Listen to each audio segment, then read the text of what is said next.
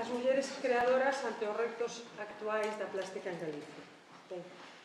Acompáñame tres artistas, tres mulleres, Mónica Alonso, Celeste Garrido e Alejandra Pardo, que, bueno, voy a presentarlos, aunque, bueno, creo que non necesitan moita presentación, os seus currículos e a súa aportación a esta recreación, a esta revisión da historia da arte das mulleres. Mónica Alonso estuda Belas Artes na Universidade de Salamanca, realizando o seu doutoramento na Universidade de Vigo entre os anos 1994 e 1999. Foi seleccionada para a Mostra de Arte Joven no Instituto de la Juventud en Madrid e iniciou a súa trayectoria artística no ano 1997. Foi importante, destaca a exposición individual que o CEGAC xa lle fixo no ano 2002, tamén expuso en diferentes ocasións no Museo Marco de Vigo, na Fundación Caixa Galicia, na Galería Tichanea de Cairo, el Museo de Lugo, etc. Participou en numerosas exposicións colectivas, sobre todo Mulleres do Silencio, que, de alguna maneira, ese percorrido e esa revisión de arte inexistente, ese percorrido por las artistas galegas del último século. Bien, na actualidade, obtivo tamén la beca de la Academia Española en Roma, la Bolsa Endesa, la Bolsa Unión Fenosa e no ano 2022 entra como académica de número na Real Academia Galega de Belas Artes. Ben, a trayectoria de Mónica Alonso, como ben sabedes, era un pouco en torno á investigación do concepto de espacio, máis alá dos referentes físicos e dando sempre forma real un pouco a sensacións, conceptos e ideas e sempre buscando no volumen e a cor, digamos, que son as ferramentas fundamentais coas que sempre traballou Mónica. Ao seu lado, Celeste Garrido, que é licenciada en Belas Artes por la Universidade de Vigo, ten tamén máster de Creatividade Aplicada por la Universidade de Santiago de Compostela e é miembro fundadora del colectivo Portal de Igualdad. No ano 2019 recibiu o Premio Lazo Violeta por la trayectoria destacada en el ámbito de las artes plásticas de Galicia e ten participado desde entón en numerosas exposiciones colectivas como Nuevos Valores, Nuevos Caminantes, Malas Artes, Clónicas, Rosas y Corazones, Generosas y Fuertes, alén dos xéneros, ecocríticas e entre as exposiciones individuales cabe destacar Somos uno, pero non somos el mismo, Nucial, e non son as miñas espiñas as que me defenden. Na mente, no recordo de todos nós, está a recente exposición que fixo no Museo Marco de Vigo no 2020 e que posteriormente inaugurou ou foi itinerada al MEGAC de Badajoz. Bien, Celeste Garrido, dentro do seu traballo, aborda a temática del cuerpo, como material, como soporte, como sujeto e como receptor e facendo especial alusión ao cuerpo femenino e ao vestido, como un dos elementos diferenciadores da indumentaria femenina. O seu discurso artístico propone unha reflexión sobre o papel da muller en unha sociedade patriarcal e súa obra non pode entenderse se non é interpretada efectivamente desde unha óptica feminista. É dicir, que temos dos artistas que traballan desde ámbitos moi diferentes e, ademais, a diferencia tamén que unha formouse fora de Galicia e outra xa estudiou aquí, en Pontevedra. Ben, por último, Alejandra Pardo, que é a creadora máis xove, máis nova, é unha artista plástica que tamén é graduada na Facultade de Belas Artes da Universidade de Vigo, con un intercambio no terceiro curso na Kingston School of Arts de Londres e actualmente está cursando un máster de artes plásticas na Universidade de Porto.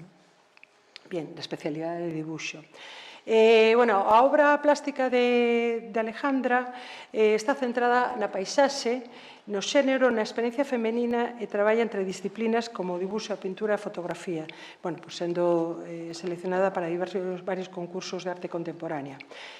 Tamén foi exhibida o seu traballo en galerías como Black Box, na Coruña, no Cine Teatro Llao Verde de Monxao ou na Galería Dodó Dadá Ourense. É dicir, Alejandra penso que nos va a dar unha visión de unha creadora, de unha muller de outra xeración, moito máis nova, pero tamén con esas referencias, digamos, en su plástica al ámbito de xénero. Nos lles mandamos, tanto para esta mesa redonda como para a seguinte, unha serie de cuestións, de preguntas, para que elas, puderan reflexionar e puderan, digamos, un pouco centrar no que van a falar cada unha delas.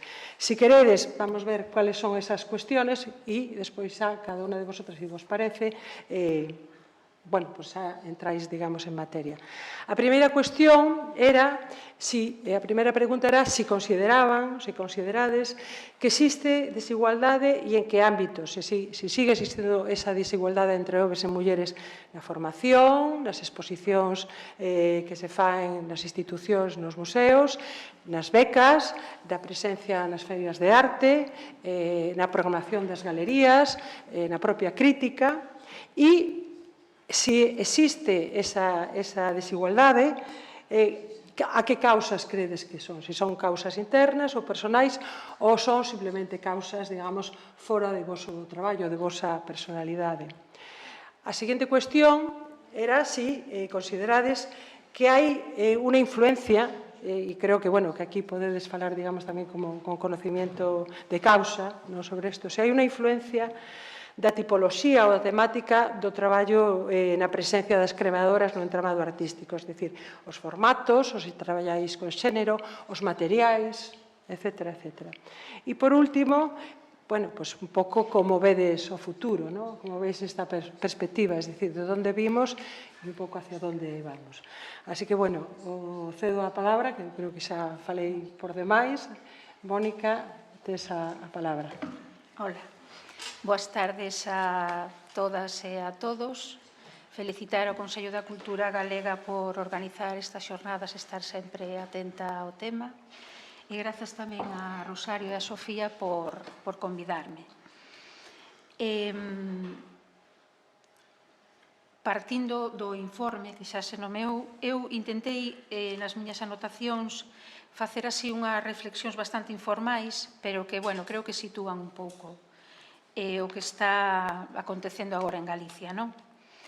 Eu considero, despois de revisar a presenza de mulleres artistas no campo das artes plásticas, que a situación mellorou, aínda que segue habendo bastantes diferencias. Facendo unha revisión, por exemplo, das galerías galegas, a presenza de mulleres mellorou. Se nos centramos, por exemplo, en galerías recentes, como é, por exemplo, a Galería Nordés, de 11 artistas, 6 son mulleres. En dupla, que aínda estiven hoxe ali, un home e unha muller, Luisa Pita, de 26, 12 son mulleres, Néboa, unha galería que abriu agora en Lugo, leva 3 exposicións, unha de muller, home e ora novamente muller. Supoño que estar dirixidas por mulleres as galerías, supoño que tamén terá unha influencia. Veise unha diferencia, por exemplo, claro, a Galería 30 ten 33 artistas e 10 son mulleres. É unha proporción bastante baixa. Marisa Marimón, 5 mulleres de 18 homes, que supoño que sí que é un indicador do cambio de tendencia de galerías máis antigas que veñen arrastrando un pouco máis esa presenza de homes, non? Pero, nas galerías nas máis actuais vemos máis ou menos unha paridade. Hoxe paseaba por Santiago esta mañá, vendo as distintas exposicións. Por exemplo, Luisa Pita ten un home, Metro ten un home, dupla, home e muller. A granel expoi a 3 mulleres e vai a expoñer tamén a outra muller. Entón, parece que a presenza da muller mellorou un pouco, non? Interpreto que esta proporción se manterá tamén nas feiras, tal e como se comentou, que xa está subindo. Nos principais museos galegos, no CEGAC e no Marco, aínda que na actualidade teñen artistas homes, pois aí fixeron proxectos de distintas artistas mulleres.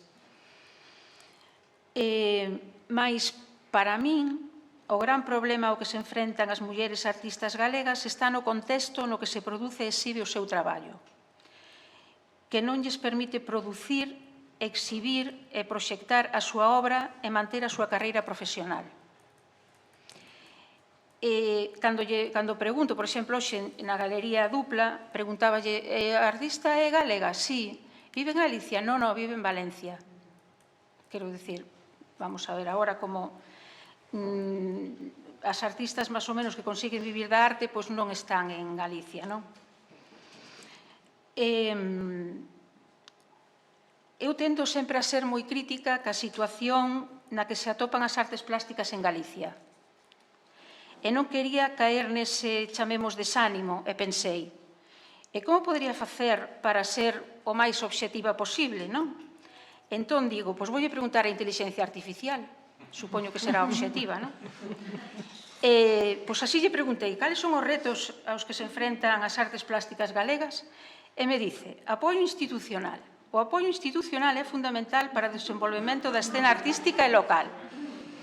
Os artistas deben de beneficiarse de programas de residencias, becas, talleres e outras iniciativas culturais que lles permite ampliar as súas redes profesionais. Impecable. Financiamento e recursos. Os artistas plásticos galegos atopan dificultade para conseguir financiamento para os seus proxectos, o que limita a súa capacidade para producir e expoñer o seu traballo. Claro. Visibilidade e acceso ao mercado da arte. A conexión con galerías, coleccionistas e outros actores do mercado da arte é fundamental para o éxito e a sustentabilidade, que creo que é unha palabra que debemos de ter moi presente, porque un artista ten realmente que vivir da súa profesión. Sustentabilidade da carreira dun artista. Os artistas galegos poden enfrontar desafíos para establecer e manter as conexións internacionais, especialmente se están xeográficamente distantes dos puntos de centros artísticos. E despois, unha última opinión, fala do diálogo internacional. Di como, a pesar da súa rica historia cultural e histórica, as artes plásticas galegas non teñen a mesma visibilidade internacional que outras escenas artísticas. Os artistas galegos non teñen a posibilidade de establecer un diálogo significativo coa escena artística global, que pode implicar a participación en exposicións internacionais, residencias artísticas e participación en proxectos de colaboracións transnacionais. Eu estou de acordo coa inteligencia artificial.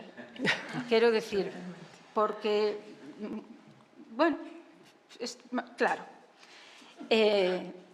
fai un mes tuvo lugar en Lugo unha exposición que se titulou 7 e 7, na que se quería facer visible o escaso número de artistas mulleres que había na colección do Museo Provincial de Lugo. Hai un total de 7, entón o comisario Sergio Marei elixiu bueno, desas 7 só 2 estamos vivas.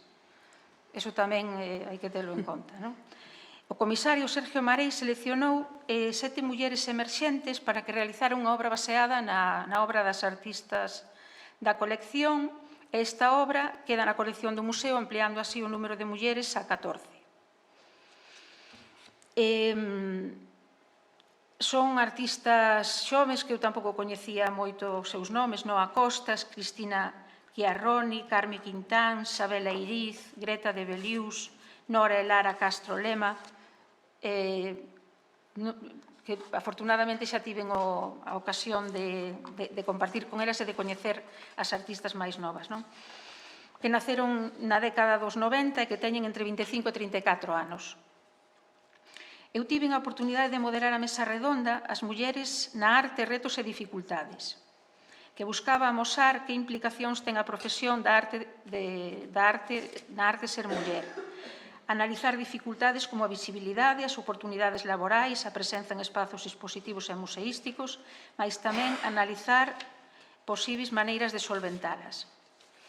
Lancei as seguintes preguntas. Unha era se atopades atranco polo feito de ser mulleres e cales son esos atrancos. De entrada me sorprendeu porque non foi... Se miraron así un pouco como pois tampouco non tuveron claro eso de que realmente houbera ese atranco. Deuse unha resposta que, na miña opinión, foi moi interesante.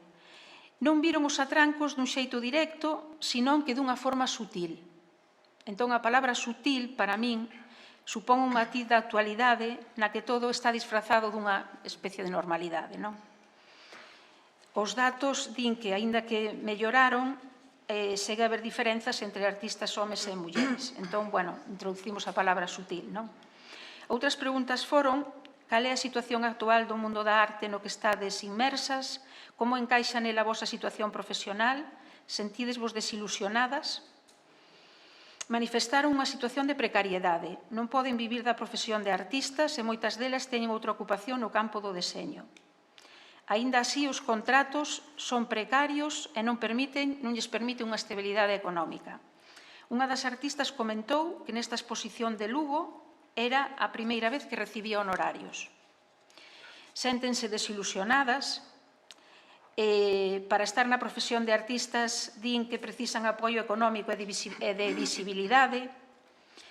Como xa dixo a inteligencia artificial, os recursos e o financiamento son escasos na plástica galega, o que dificulta a produción das obras artísticas. Isto propicia unha situación que, na miña opinión, é moi interesante e importante, que é que se os artistas e as artistas non teñen apoio para financiar o seu proxecto, limita a súa capacidade de desenvolver o seu traballo creativo. A creación artística que vemos está sesgada se os artistas con máis medios económicos son os que poden producir, ter espazo e tempo de calidade. Entón, a obra final que vemos e a que ve a poboación está seleccionada polos recursos económicos. É fundamental, por tanto, un apoio institucional para que todos os creadores teñan as mesmas oportunidades e poidamos ver a totalidade das expresións contemporáneas.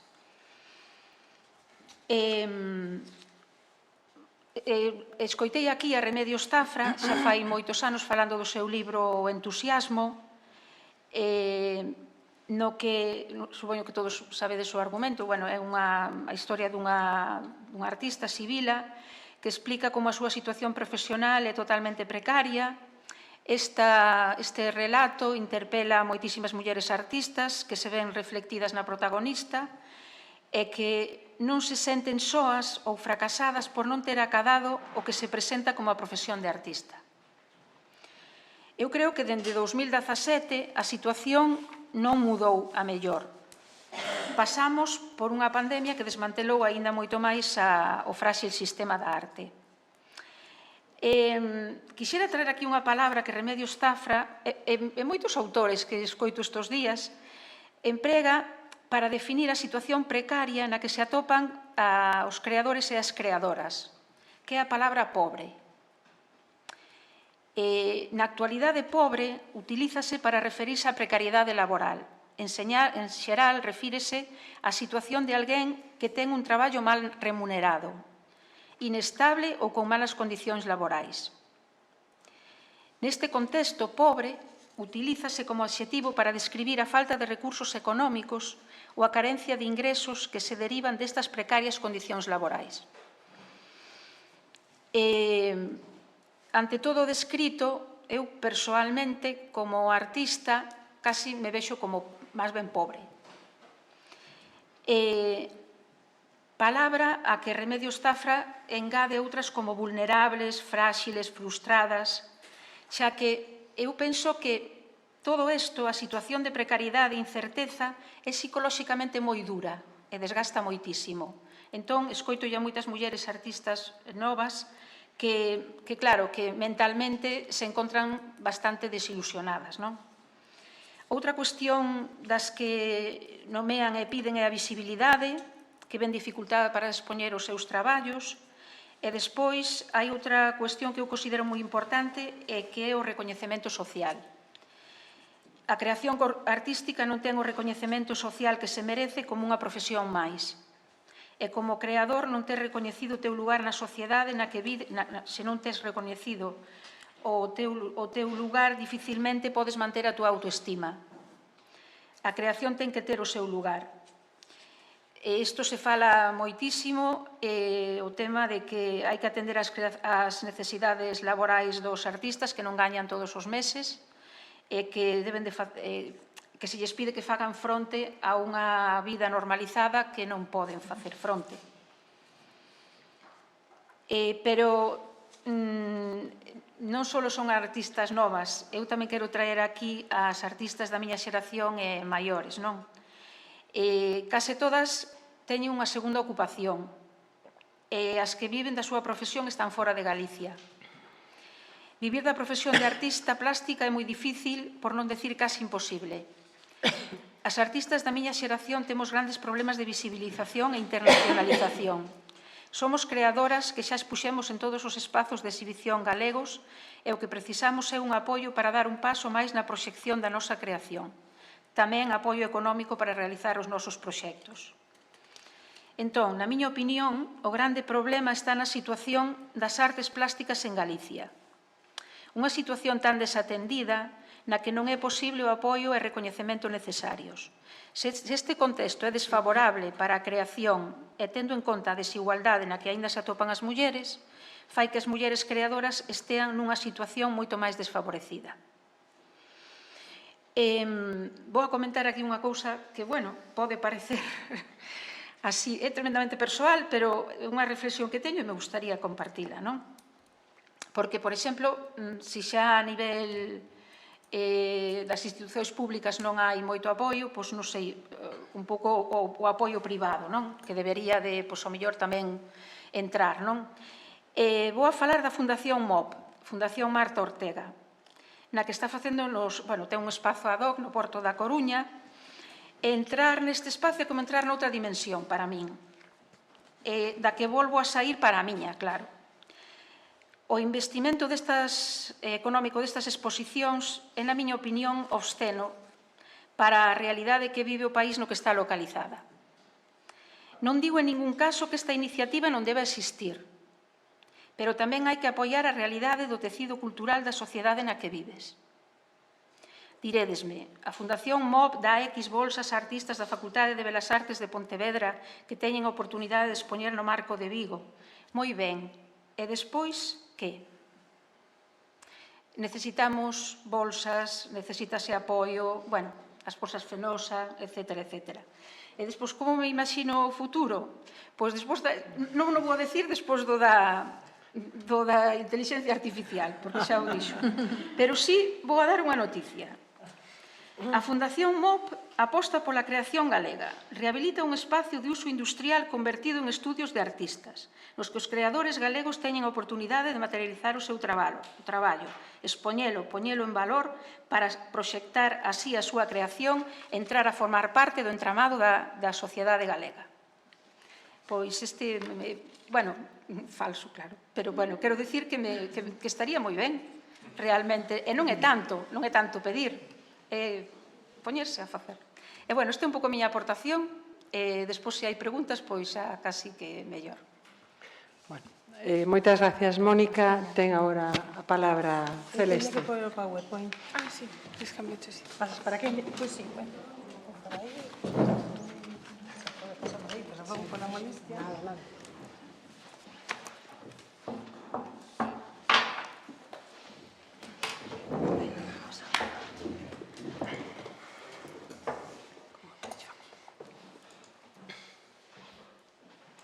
¿Cómo salir de aquí?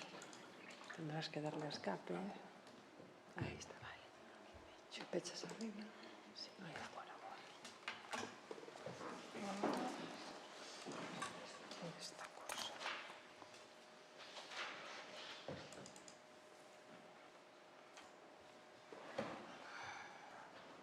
Eu entendín que tiña que relacionar a miña trayectoria artística con este contexto de Galicia e das exposicións que históricamente se foron facendo e como influíron na miña obra. Entón, eu vou facer agora, evidentemente tiña as preguntas dela, fonas incorporando, pero vou paisar as miñas imaxes, xa que o fixen así, para irme menos na miña obra e máis nas cuestións nas que estamos tratando hoxe. Pois, espera que vou ampliar aquí. Sí, onde está aquí para poñer a presentación inteira? Así, vale, de acordo.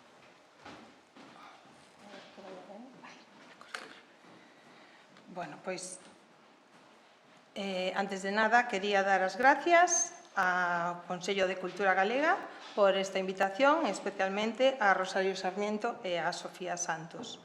Estou feliz de poder comunicarvos tamén non soamente a sensación que eu teño deste ámbito galego, senón como estou na colectiva Portal de Igualdade, pois podo falar tamén un pouco de como o resto de España está respondendo, porque desafortunadamente non é moito mellor que o que está acontecendo en Galicia. Realmente a profesión artística é bastante precaria tamén en todo o territorio español por cuestións que despois xa vos irei comentando.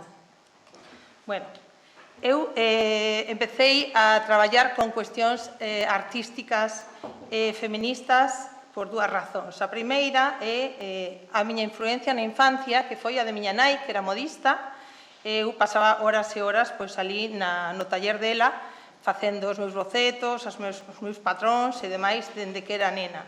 Sinto que, igual que di Simone de Beauvoir, que non se nace muller, pois tampouco se nace artista, chega un a selo.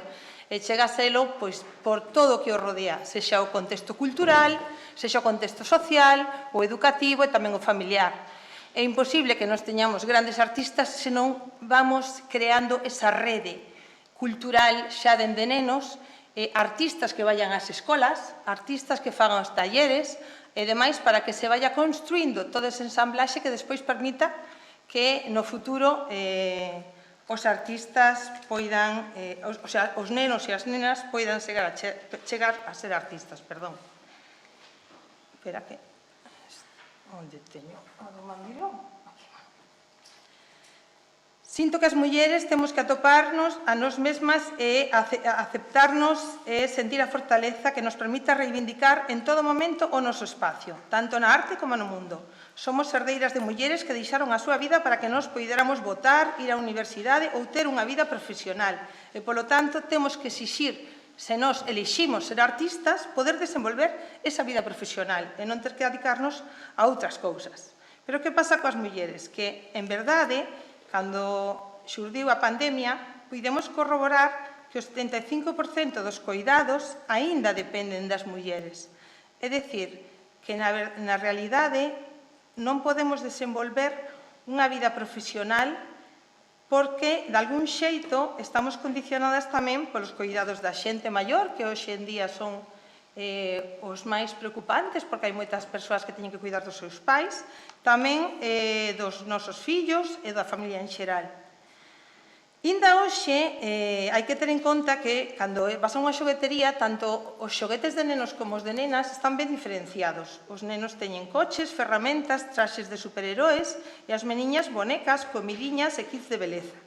Dentro deste contexto é difícil que os artistas se poidan desenvolver, pero ainda máis as artistas.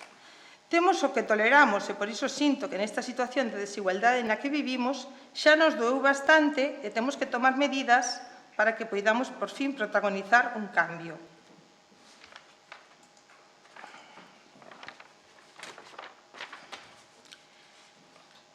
Eu traballo co vestido porque, de algún xeito, sinto que é o elemento que representa a muller dentro da vestimenta. Moitos dos meus vestidos están ocos. Son vestidos nos que nós nos podemos introducir mentalmente para sentir as sensacións que derivarían de estar dentro destes vestidos e sentir, pois, o aprisionamento que moitos deles reflicten. A maioría dos vestidos cos que traballo son vestidos de noiva. Neste caso, por exemplo, o vestido está feito con sal. Utilizo tamén materiais como xelatina, materiais como mel, moitos materiais orgánicos que proceden do mundo da cociña, que era o mundo onde a maioría das mulleres estaban relegadas, atarefadas nas súas labores, consumían as súas vidas sen salario, sen descanso e sen recoñecemento. Este vestido de sal foi construído para o Museo de Pontevedra para a exposición Mestras e Mestrados e cando nós estamos nunha habitación onde un vestido se vai construindo ocupando o espacio da alfombra, o espacio do chan, pois ocorre como antiguamente as mulleres cando accedían ao matrimonio e de pronto pasaban a formar parte da casa. Eu lembro ir á casa da miña avoa e non entender a casa da miña avoa sin a miña avoa. Era imposible chegar a calquera hora do día ou da noite que non estivera a avoa. Vivía ali, era parte da casa. Para sair deste estado de estancamento é fundamental que as mulleres nos apoyemos unhas ás outras e que saibamos afrontar os retos da vida, poidamos erguernos cada vez que nos tumbe e, como di Simone de Beauvoir, non esquezades xamais que bastará unha crisis política, económica ou religiosa para que os dereitos das mulleres volvan a ser cuestionados. Estes dereitos nunca serán por adquiridos, debedes permanecer sempre vixiantes toda a vosa vida. Isto fai un pouco unha reflexión en torno ao que xa comentaba Rosario, non, de que tal vez o informe de MAP deste ano nos favorece, pero o do ano que ven sabe Dios. Non ten por qué. A exposición Voile à la Fin, a primeira exposición Voile à la Fin, que se fixo en Marín, pois concebiuse, digamos, por parte de Yolanda Herranz. Nese momento dos anos 80 e 90, pois foron frecuentes as exposicións de mulleres artistas, pero non coa idea que temos hoxe de exposición feminista. Na maior parte das exposicións de mulleres artistas actuais, digamos que hai un posicionamento de xénero. Pero naquel momento non. Naquel momento estaban incluso mal vistas. As exposicións de artistas mulleres chamábanse exposicións de artistas femininas. Entón, moitas das mulleres non querían sequera participar nestas exposicións porque se utilizaba o término feminino como dun xeito condescendiente. De maneira que como era de segunda clase, parecía unha exposición de amas de casa que pintaba. Esa era a impresión que daba. Por iso moitas das artistas non participaban en exposicións deste tipo. Nos anos 80-90, aquí en Galicia era o escenario dun amplio movimento artístico e cultural que foi Atlántica. E dentro do grupo de Atlántica só unha muller estaba incluída, que era Menchu Lamas.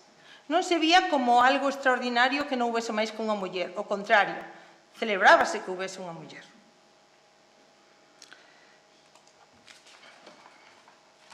Cando eu fui por primeira vez a esta exposición de Voile à la Fin, vin esta obra de Yolanda, que di labio, labió, labioló, labiolov, e chamoume moitísimo a atención, porque eu era estudiante na Facultade de Belas Artes, nunca vira nada parecido. Realmente era unha exposición que che daba como un golpe visual e xeraba automáticamente unha reflexión sobre cuestións feministas. Aquí vese un pouquiño mellor. Eu no ano 98 era estudiante de doutoramento, quería empezar a expoñer e fun ao Ateneo Santa Cecilia porque tiña visto esta exposición no ano 92 e considerei que tamén podía participar. Entón preguntei, en ese momento, pois a exposición xa non se estaba celebrando. O ano anterior xa non se celebrara, deixárase de celebrar. Entón propuxéronme que eu fose a comisaria. Aceptei o reto e, dende entón, pois, sigo facendo cada ano a exposición Voile à la Fin no Ateneo Santa Cecilia de Marín e por ali pasaron xa máis de 250 artistas. A maior parte delas galegas, porque desde que eu retomei a exposición, o contexto é o de artistas emerxentes, a maior parte delas da Facultade de Belas Artes de Pontevedra. Esta é a imaxe do ano que eu participei por primeira vez. Novos Camiñantes, no ano 1999, eu tiña 26 anos, estaba contraendo matrimonio ese ano, e foi cando Miguel Fernández Cid me seleccionou para formar parte da exposición Novos Camiñantes, na que participei tamén xunto con Mónica. As novas linguaxes, Miguel, digamos que pretendía falar do que había despois da Atlántica, das novas linguaxes estéticas e conceptuais completamente diferenciadas dese grupo Atlántica, que fora ata o momento o eixo sobre que a arte galega se sustentaba. Era incuestionable a influencia de artistas procedentes de Salamanca, Madrid, Barcelona ou Bilbao, que agora eran os nosos profesores na recén inaugurada Facultade de Belas Artes e, polo tanto, os transmisores do coñecemento, e de aí que se produxese un cambio significativo. Estas eran dúas das miñas obras que estiveron naquela exposición. Esta foi a que fixen exprofeso para a exposición titulase Nupcial e, de alguma maneira, pois, estaba relacionada co momento que eu estaba a vivir este vestido estaba levitando sobre ese círculo de xelatina vermella que co tempo acababa apodrecendo, pois como pasa moitas veces coas relacións humanas. Despois desta mostra, eu entrei a formar parte do grupo de investigación ES2, dirixido naquel momento por Yolanda Ranz, con liñas de traballo que estaban centradas nas cuestións de xénero. Iso para mí foi unha grande influencia, porque constantemente estaba en conferencias, en xornadas e demais relacionadas co xénero. Recibí un gran aprendizaxe nese momento. Tamén, como cando era bolseira da Cátedra de Estudios Feministas, tive a oportunidade de vivir o momento no que se produxo a Marcha Mundial de Mulleres aquí en Galicia e participar na exposición Clónicas. A miña participación en Clónicas fíxome sentir parte dese movimento global que abarcaba o concepto de sororidade e o facía extensible a toda a humanidade. Dende ese momento, toda a miña trayectoria artística está enfocada á creación dende un posicionamento de xénero. A homenaxe á muller que poñía a revista Ola xa non era unha homenaxe. Eu utilicei estas dúas obras para que eran extraídas da revista Ola tal cual.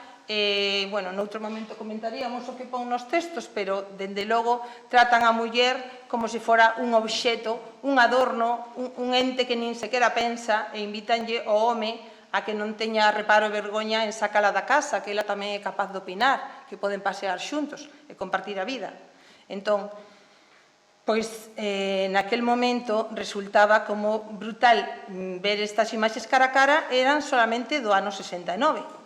Afortunadamente, a cousa mellorou moito, pero, inda así, se nós falamos, por exemplo, da historia da arte, habería que facer unha revisión completa do que aconteceu ao longo de todos os anos, porque, de pronto, a maternidade, por exemplo, de Picasso ou de Modigliani teñen pouco que ver coa versión que fixo Andrea Costas no marco da maternidade. Entón, hai un montón de temáticas que se empezaron a tratar dun xeito diferente dende que as mulleres estamos no ámbito da arte. Alén dos xéneros, foi para mí unha exposición fundamental, na que eu tamén participei. Claro, aquí solamente nombro exposicións nas que eu participei. Este foi un gran punto de inflexión aquí en Galicia, a exposición de Anxela Caramés. Nela cabían todas as novas propostas conceptuais. As mulleres falaban sobre o seu corpo, a cousificación dos mesmos, a súa sexualidade, a hipersexualización, a violencia contra as mulleres, os ventres de alugueiro, a prostitución, as relacións de parella, os roles de xénero, a corresponsabilidade, a maternidade, os cuidados, a dependencia, as cuestións de identidade, diversidade de xénero ou interracial, a interculturalidade, o tránsito do privado ao público e a precariedade laboral, a brecha salarial ou o abuso de poder.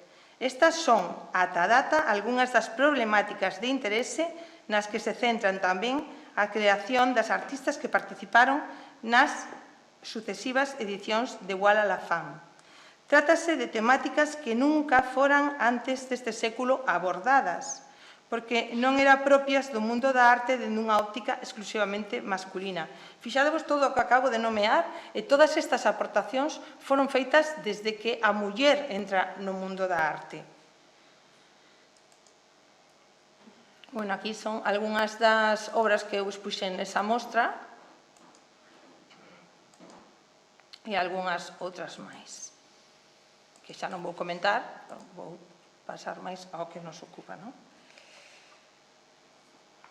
Esta obra chámase Revuelo e contrasta nela a aparente lixereza que evoca a ilusión de voo coas extensas alas demasiado pesadas que falan dos grandes lastres que as mulleres tivemos que enfrontar dende sempre, como o teito de cristal, os cuidados da familia, dos fillos, o medo á soidade, a falta de merecemento, a falta de recursos, a falta de autoestima, o feito de darlle valor ao que dirán os demais e non a nosa propia vontade, limitando así as nosas ansias de medrar e de expandirnos.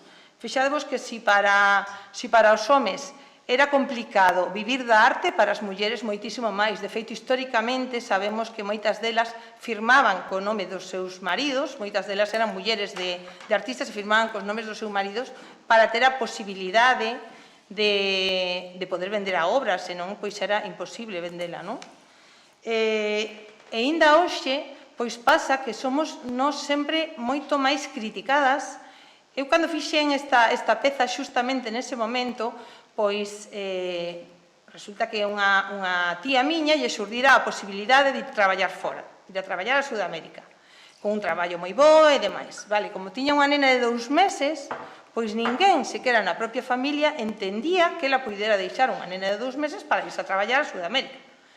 E, sin embargo, isto era unha cousa moi frecuente cando aquí en Galicia a xente emigraba, o pai marchaba, aunque fose 4 anos, mentre a nai quedaba con 2 ou 3 ou os fillos que fose. Cando se lle dá a volta é a muller a que ten que, de algún xeito, abandonar o fogar para buscar unha maior estabilidade económica, pois, todavía hoxe ainda non se entende.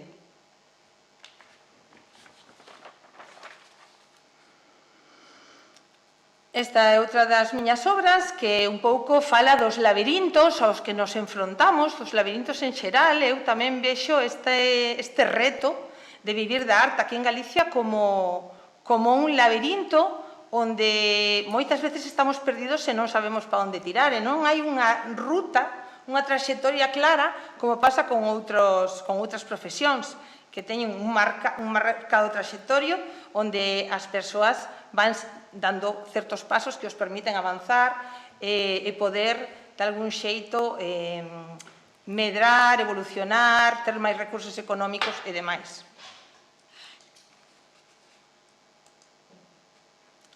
Estas dúas pezas estiveron na última exposición que eu fixen no Marco, son co que estou traballando agora. Agora estou preparando unha exposición que fala sobre a infancia.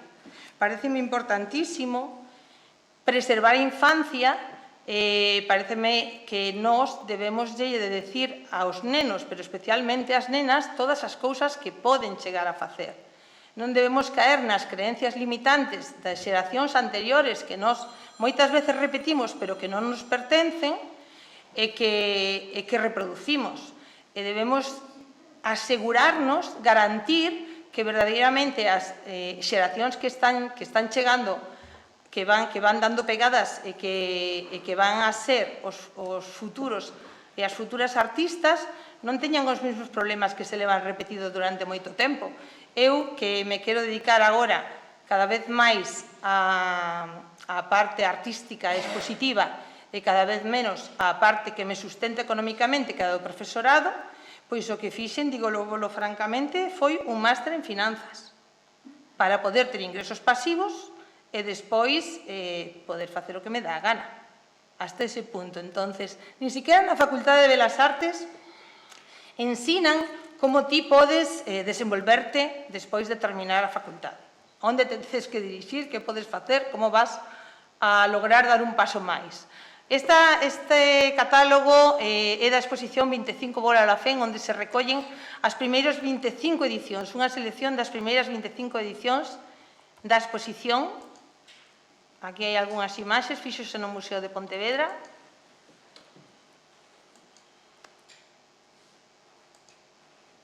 Esta é a colectiva Portal de Igualdade, coa que eu traballo dende que durante a pandemia Maumo León fixo a proposta de deseñar un portal de igualdade que, igual que os portales de... Vamos a ver... un portal de igualdade que permitise nas web dos museos que estivese reflectido de algún xeito se os museos apoian ou non dunha maneira real a igualdade entre mulleres e homes. A verdade é que escribimos moitísimas cartas á maior parte dos museos de España e sí que nos reunimos cos directores, e sí que se recibiu unha boa resposta e aparentemente están por colaborar a maioría deles. Tamén é certo que cando lles preguntamos, por exemplo, sobre as obras que tiñan os museos, pois ocorreu que a maior parte dos museos non tiñan un fondo de obra artística feita por mulleres. Cando existía, nin sequera estaba ou ben arquivado ou restaurado, de algún xeito priorizouse sempre a feita por homes e agora estáse rescatando nos museos esa obra feita por mulleres pois para darlle o seu valor. Moitas veces Pídese ás mulleres que donen obra aos museos, a min isto pasoume, para poder intentar igualar equilibrar un pouco as obras de mulleres e homes. Os museos non teñen tampouco recursos para poder mercar masivamente obras de mulleres, pero sí é importante que, a medida que se vaya mercando obra nova daqui para adiante, pois se faga de maneira igualitaria e tamén que se faga un esforzo extraordinario por parte das institucións para recuperar todas esas obras de mulleres que foron significativas, pero que non se lles dou valor no seu momento. Eu agora estou participando na exposición Compartir e Vivir, que organizo xunto con Yolanda Ranz. É unha exposición na que participan artistas das máis importantes do mundo, como Regina José Galindo ou a propia Guerrilla Girls.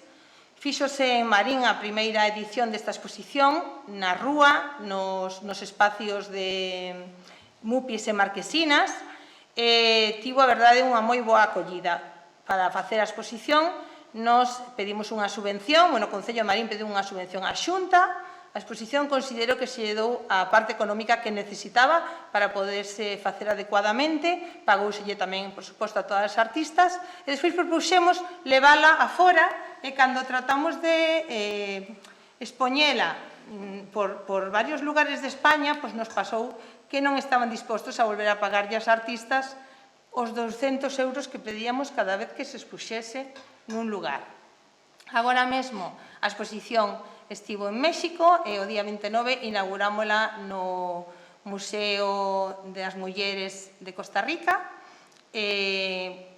A cuestión é que, a pesar de ser artistas de primeira talla mundial as que participan, non é tan fácil, non é tan doado que os museos e centros de artes dispoñan dunha partida económica adecuada, e non só é porque non queiran participar, non queiran colaborar con nós, é que verdadeiramente as institucións non lle están dando os recursos que se precisan para poder manter o sistema artístico.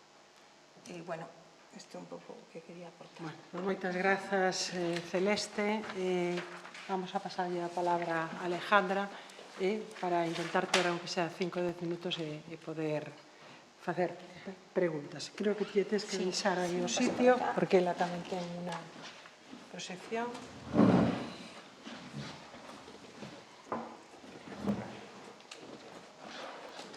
Podes pasar? Era este? Sí, espera que yo paso. Nada.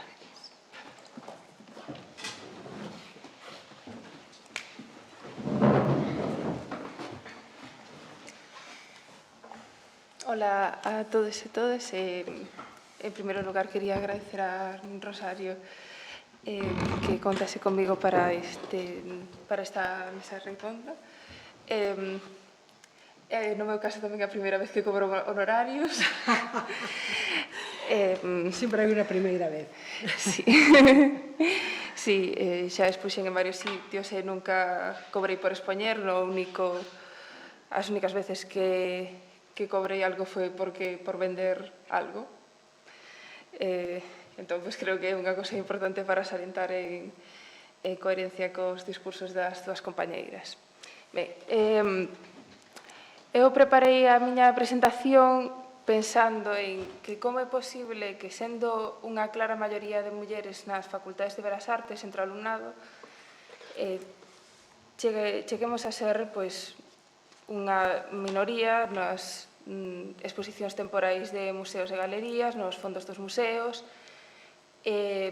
incluso en altos cargos nas facultades de Belas Artes, que, ainda que tal vez este a mellorar nos últimos anos, seguimos a estar nunha clara desvantaxe.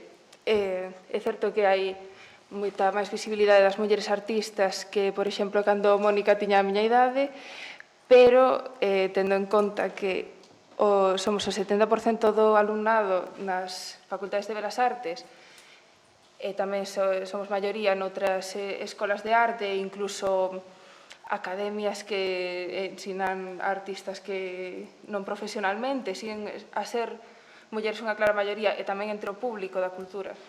Por tanto, creo que a paridade ni siquiera sería suficiente, porque si somos o 70% das persoas con formación, seguimos a estar infrarrepresentadas no 50%. Entón, eu pensei, como é que se chega a isto? Eu comecei a pensar desde a facultade, neste caso sería máis para todos, tanto como homens como mulleres. Quería destacar a desconexión entre a Facultade de Belas Artes, sobre todo esta parte do alumnado, e o panorama artístico local e regional. Como Celeste Garrido comentou, non nos ensinan como vivir da arte, entón non sabemos como seguir. Algúnas ideas que realmente non estou a inventar nada, son cousas que vin que están funcionando na facultade na que fixen Erasmus, na Escola de Arte de Kingston e tamén na Facultade de Belas Artes do Porto. Son organizar visitas e dar a coñecer entre o alumnado as galerías e espazos artísticos de Galicia, non só o Marco e o CEGAC, sino as galerías e espazos máis pequenos, autoxestionados, que podían ser máis cercanos a nós, porque evidentemente non imos comezar a nosa carreira expoñendo no CEGAC, temos que comezar por estes espazos máis pequenos. Difundir concursos e convocatorias, oportunidades no email institucional ou nun tabuleiro de anuncios. Os primeiros que coñecín foi porque nos íbamos dicindo uns a outros entre alumnado ou porque algún profesor comentaba, pero creo que debería ser unha cosa máis generalizada. Convidar a artistas e outros profesionais a conversar con estudantes, dar feedback sobre o seu traballo e o prazer facer proxectos. Cando eu estudiei, sí que había conferencias, incluso de figuras destacadas, como Esther Ferrer e tal, que foi un gran privilexio poder ter unha conferencia súa na nosa facultade, pero creo que sería unha boa práctica que traballase cos alumnos máis directamente, e alumnas. E tamén alentar ao alumnado a facer exposicións e eventos dentro e fora da facultade e darles a coñecer os espacios e recursos á súa disposición. Incluso saber que hai salas de concellos e espazos pequenos que están abertos a calquera proxecto que si a persoa non pretende cobrar, por exemplo, uns estudiantes que queren ter o seu primeiro contacto no mundo profesional. Despois, precarias e pluriempregadas, tamén conectando co libro de Remedios Zafra que comentaba Mónica Alonso, somos artistas, profesoras, diseñadoras gráficas, creadoras de páxinas web, comisarias de exposicións, xestoras culturais, creadoras de contido, ilustradoras, etc. E iso, as que temos o privilexio de non ter que recurrir a traballos en relación ca nosa formación para a nosa subsistencia. Ademais, se a arte creada por mulleres é menos valorada económicamente, menos comprada e menos premiada, e eso xa sumado ás dificultades da propia profesión de artista conleva, de precariedade, de que non se paga por expoñer ou por participar en proxectos e facemos todo por amor á arte, temos que empregar máis tempo nestes outros traballos de subsistencia máis que o noso tempo de creación e de profesionalización, que ser artista non é únicamente crear obras, sino que hai moito traballo invisible ao redor dela, crear e actualizar a nosa páxina web, o noso currículum, redes sociais, procurar oportunidades, presentar documentación para convocatorias e concursos, propoñer proxectos, asistir ás inauguracións tanto nosas como de outras persoas e outros actos culturais, facer networking, coñecer a xente, etc. Dada a situación de estar pluriempregadas, nos leva a moitos casos a ser traballadoras autónomas, pareceume interesante procurar datos sobre traballadoras autónomas no Estado español. Neste caso non é específico das artistas, pero sí que pode ser, sí que hai unha gran cantidade de de profesionais da cultura e profesións creativas entre as mulleres autónomas. Entón, unha brecha de xénero de 30% entre os ingresos anuais, tendo en conta que agora son uns 1.050 euros o salario mínimo en 14 pagas, o sea, serían máis de 14.000 euros ao ano, a muller autónoma media non chega ao salario mínimo en España. E os homes cobran uns 16.000 de media, que tampouco é que sexa unha maravilla. Sen baixa por maternidade remunerada, e quen di maternidade, outros tipos de excedencias e cuidados, falta de políticas de conciliación, porque o día que non se traballa, o día que non se cobra, períodos de inactividade forzosa por responsabilidades de cuidados, que vou falar máis adiante, e por eses ingresos máis baixos, as súas pensións tamén son uns 25% máis baixas. Nesta diapositiva pensei en como o feito de ser muller xa fora do ámbito artístico nos crea unhas certas desvantaxes que se poden manifestar no futuro. Empezando polo rol de xénero feminino, está, creo que, asociado ao interese pola arte da cultura, o cal non é algo negativo, pero sí que me pregunto se o feito de que o sector cultural, artístico e creativo estea feminizado inflúe en que estea pouco valorado ou está pouco valorado por estar feminizado. Iso tamén me gustaría preguntar ás compañeiras e ao público. Non teño unha resposta certa, pero sí que li recentemente no libro A muller invisible, de Caroline Criado Pérez, que ela citaba un estudio estadounidense no que decía que no momento no que se feminiza un sector é cando baixan os salarios, non o contrario. O rol de xénero femenino, a educación que recibimos desde que somos pequenas, tamén nos dá menor confianza para emprender, para innovar e tamén para expresar as nosas ideas, opinións e demais, e unha expectativa de priorizar a vida persoal sobre a profesional. Tamén conectando co que dicían as compañeras, especialmente Celeste, que xa nin nas propias familias entenden que as mulleres queiran pasar máis tempo ou cambiar de cidade por motivos profesionais. Tamén, como a vara de medir non é para nada igual en homes e mulleres, eso nos vai minando a autoestima e a autoconfianza desde que somos pequenas.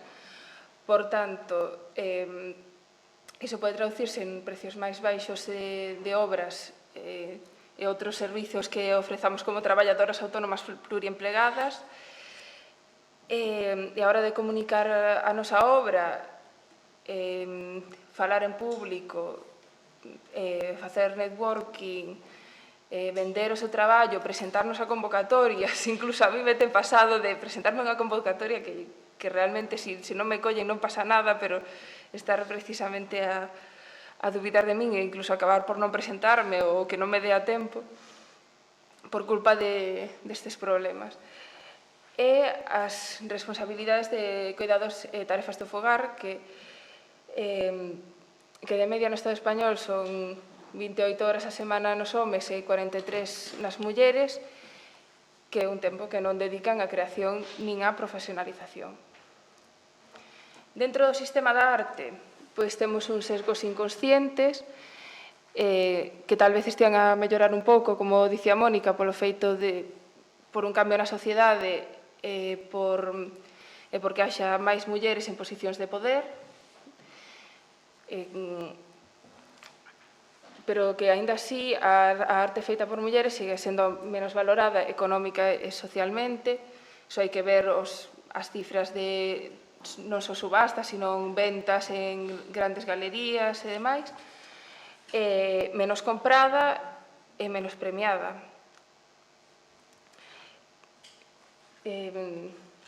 Tamén creo que existe unha menor confianza en que continúen a súa carreira a longo prazo, en parte xustificada por estas responsabilidades de cuidados que nos fan interrumpir as nosas carreiras, pero en parte, se non temos ese apoio, tamén é máis fácil que abandonemos ou que, aínda que sigamos criando, abandonemos un pouco ese mundo profesional ou deixemos de presentarnos a oportunidades. Os eloxios condescendentes, creo que todas as artistas que estean aquí tiveron que escoitar algunha cosa, no?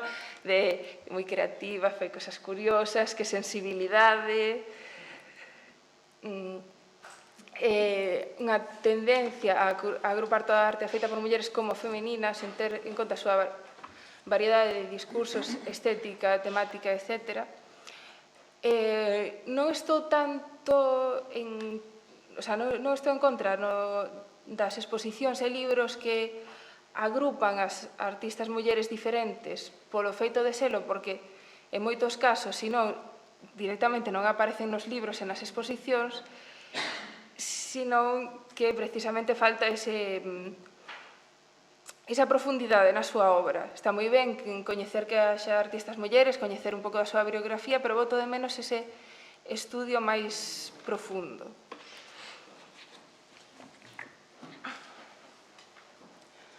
E, pois, un acoso sexual, como acontece en todos os ámbitos laborais, que os homens que o exercen non son a maioría, pero son os suficientes como para que a casi todas as mulleres nos tocase algunha experiencia desagradable. Ademais, neste mundo no que somos todos moi abertos de mente e moi liberales, pois ás veces se disfraza de liberación, de empoderamento, de as artistas sodes moi abertas de mente, quen é o teu mozo para controlar o que ti faz. O sea, non vale, o que teño mozo de toda a vida non lles vale. O sea, e, por último, quería preguntar, que arte é importante? Tamén hai que preguntar según quen, según museo, según academia, según o público. Quería dicir que nos faltan referentes artísticos femininos desde que estudiamos Historia na Arte na secundaria ata a facultade, en da que agora sí que hai varias profesoras comprometidas que nos axudan a entender,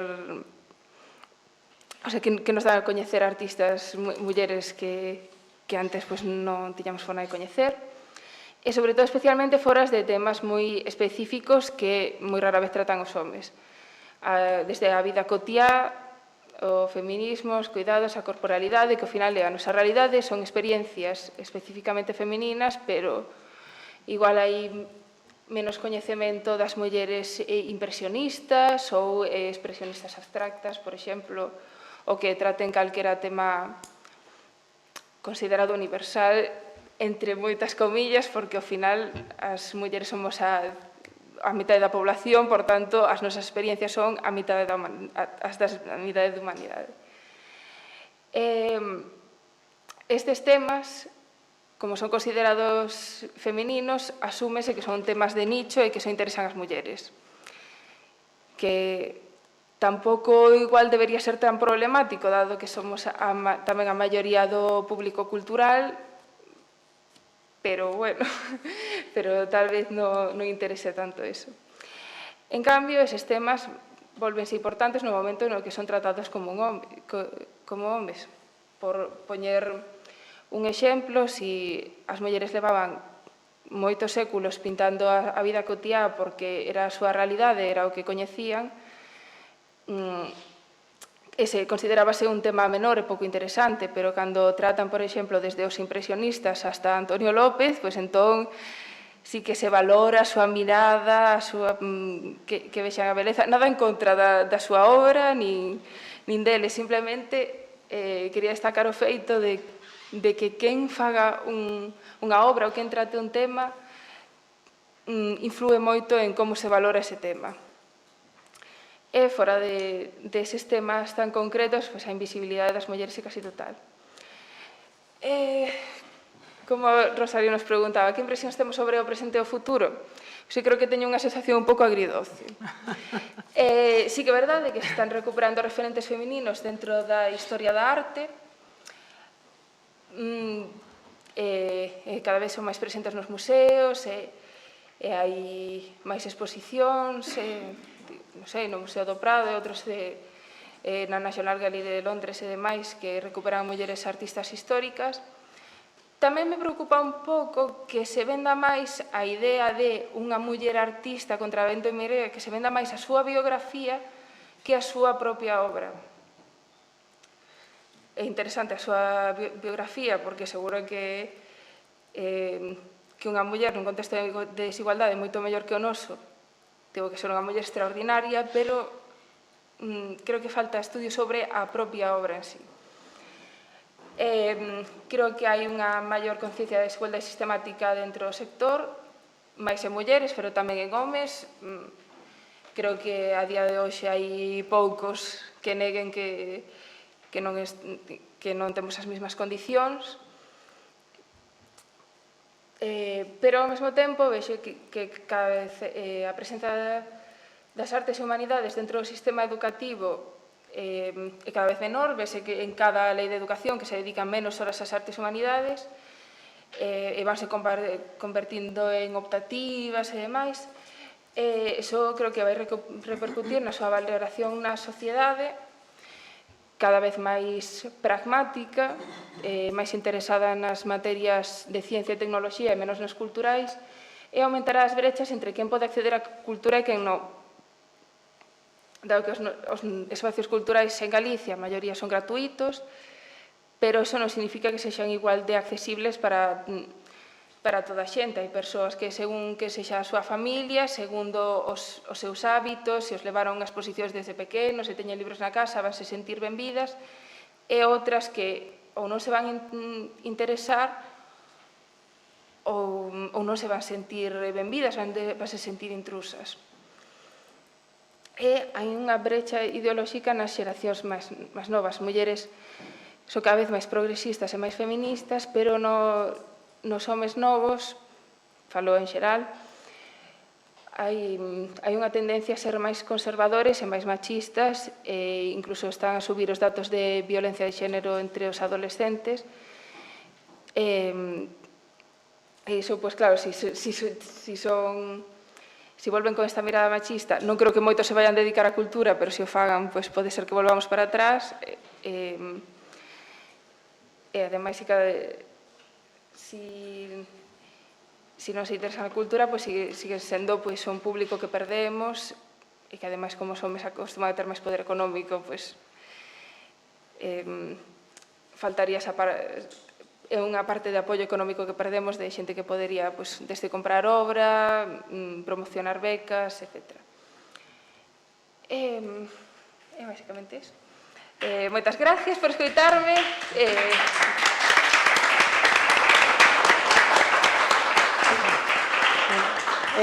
Moitas gracias, Alejandra. Non temos moito tempo, son para a próxima conferencia, pero non sei se queredes facer alguna pregunta agora, aunque logo podemos incorporar xa na última mesa redonda alguna outra cuestión. Hai alguna pregunta que querades facer? Parabéns por esta iniciativa, gustoume moito. Bueno, quería máis que unha pregunta que facer, algo así, unha reflexión. Penso que estou moi de acordo con todo o que se dixo, pero tamén é certo que moitos dos problemas dos que falades son problemas que acontecen no mundo da arte en xeral, é moi difícil dedicarse á arte. No que nos deberíamos fixar, entón, é datos positivos, como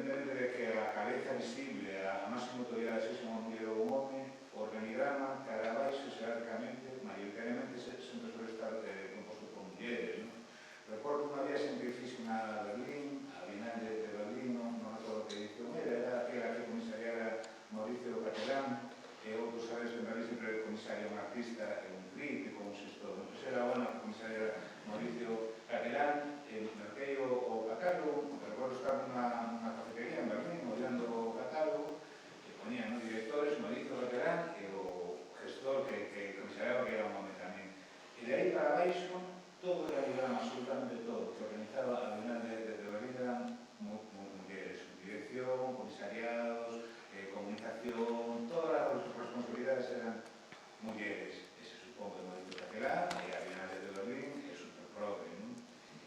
Nos este ano estou facendo un pequeno examen de conciencia sobre 25 anos de comunicación caseiro.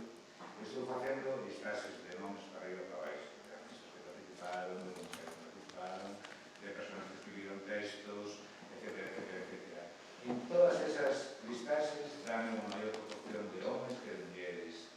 Agás nunha, que é cando facíamos as bolsas a creación artística, cando teníamos financiamento para montar aquelas bolsas para algunas de los lembraredes, que era unha cuestión competitiva, unha cuestión máis objetiva, máis aséptica, que de 4 edicións, 3 foron gañadas por mulleres e unha por un home.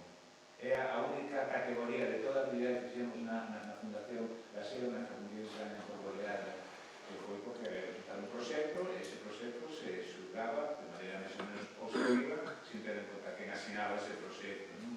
Por lo tanto, penso que o problema é un problema estructural, é un problema dese machismo que temos todos metidos na nosa cultura, se somos ou se somos mulleres, non? E hai outros exemplos ben curiosos, como que, por exemplo, cando, digamos, na xeración anterior de artistas, os que agora poden ter 70 anos, ou 68, ou 80 anos, era moi frecuente que si o home se dedicaba só ao mundo da arte, ao mundo da creación, a súa parella tivera un traballo cunha remuneración económica máis ou menos estable, non? Que a súa muller podía ser funcionario, eu coñezo moitos exemplos, seguramente todos vos coñecedes moitos exemplos. E cando non era así, a súa muller solía facer de manager, de secretaria, organizadora, etc. Se vea como se cando é o home que ten esa arela por ser creador e por ser artista, esa é unha ansia seria a ter en conta, non? Entón hai que poñer dentro do seno familiar, hai que poñer todos os esforzos para que se me poda levar a cabo esa profesión, poder profesionalizarse. E cando é ao revés, acontece o que decía despois, non? Que hace unha afición, cando é a que se quere dedicar a eso, para unha cousa menor, eso ten que ver tamén con ese machismo institucional. Por iso me parece moi importante un exemplo que puxiste de cada unha de vos, que que falabas de arte de mulleres e arte con perspectiva de xénero, non como se eras ti, pero bueno, igual. Quero dicir que a idea, ese cambio de paradigma, ese cambio de mentalidade é ben importante, non? E non estaríamos avanzando cara adiante se os que nos dedicamos ao mundo da cultura, da xestión e da creación non tiveramos esa capacidade de autocuestionarnos a nos mesmos e hoxe en día o debate que está arriba da mesa ten que pasar por o feminismo, por o pensamento de xénero, por o ecologismo e por o pensamento decolonial, por descentralizar desjerarquizar esas categorías que temos interiorizadas dunha forma tan inconsciente, non? Solo era eso, era unha reflexión que quería facer, non? Que unha cosa das dificultades que nos atopamos no mundo da arte en xeral e outra cosa son esas estructuras que ás veces son tan invisibles que non nos deixan ver onde realmente están as contradiccións, non? Era o que quería decir. Bueno, pues moitas gracias, Javier, pola túa intervención. Hai outra pregunta. Igual podo falar, porque...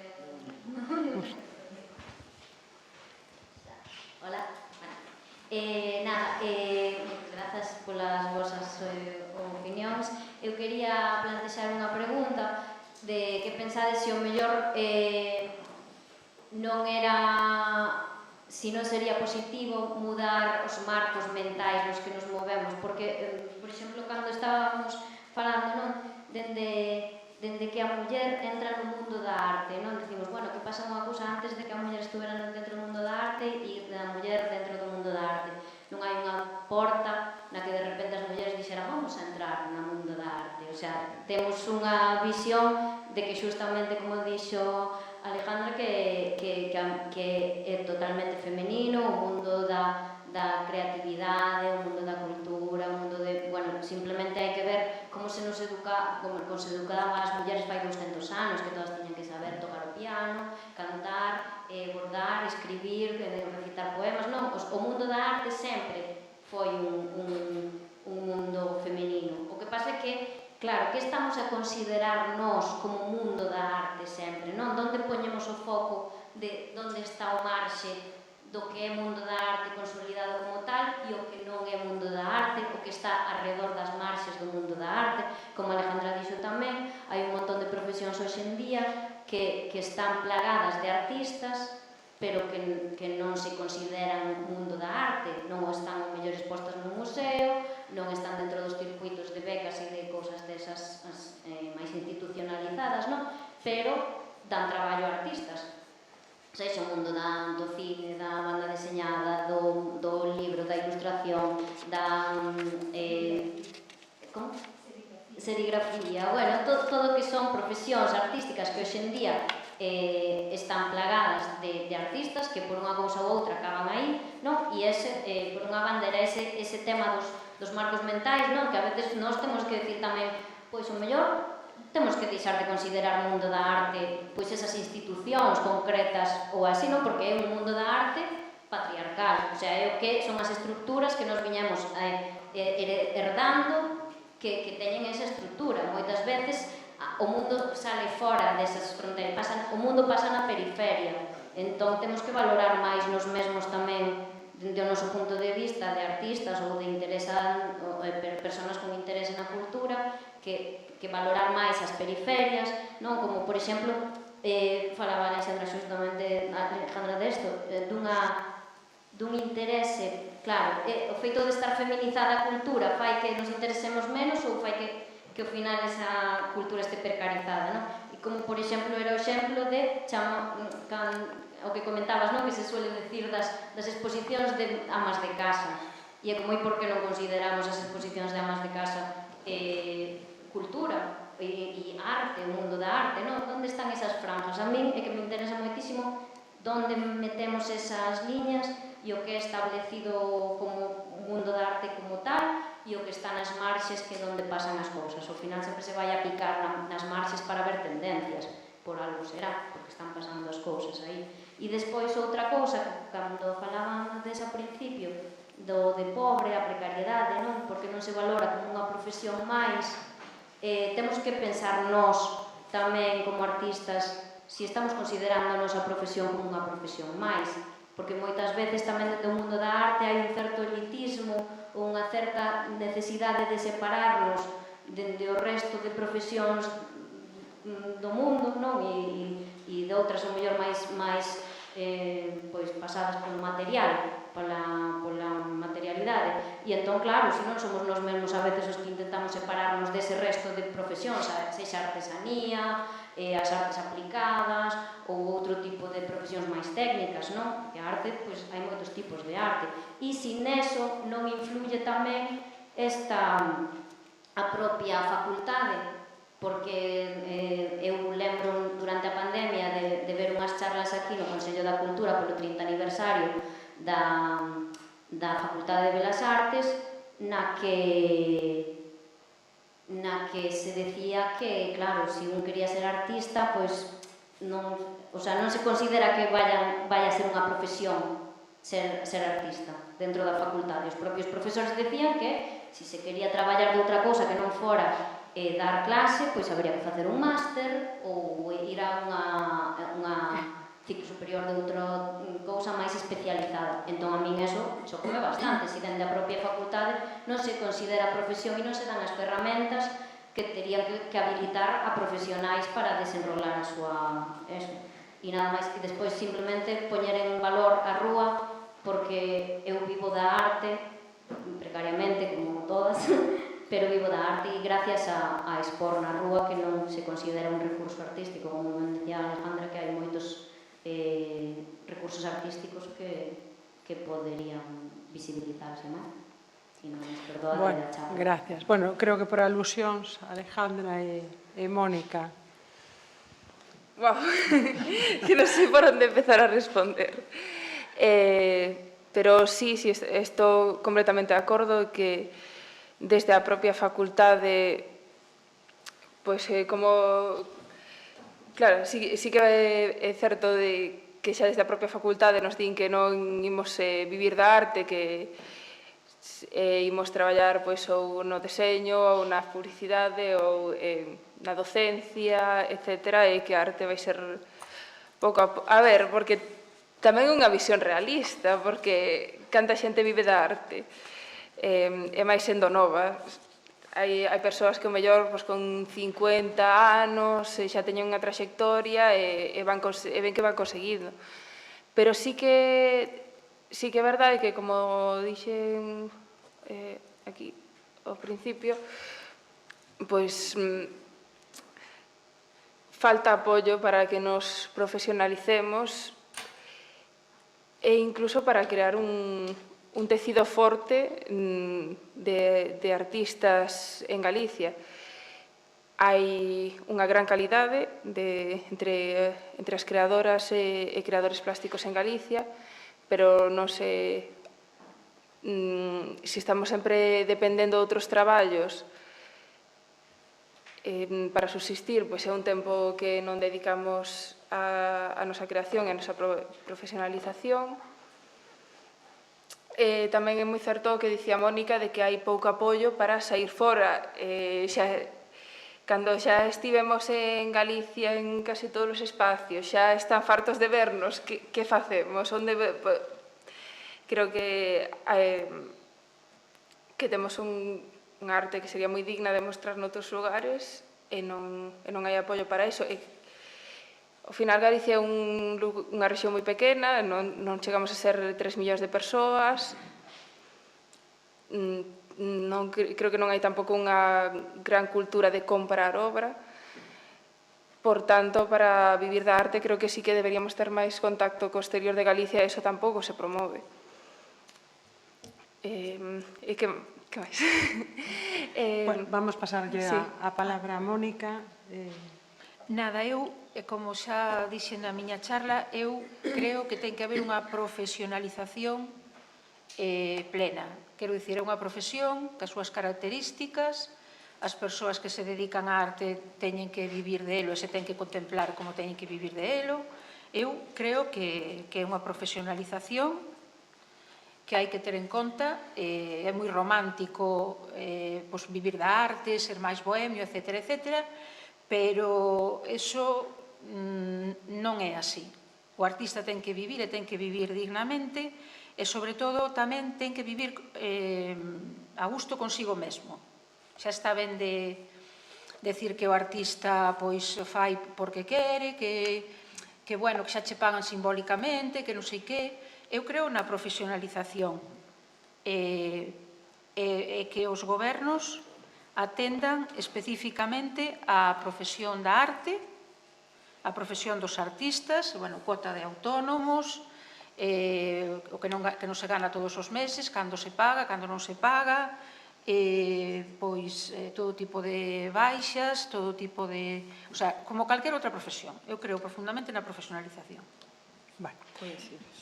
Moitas gracias. Non sei se hai alguna pregunta máis.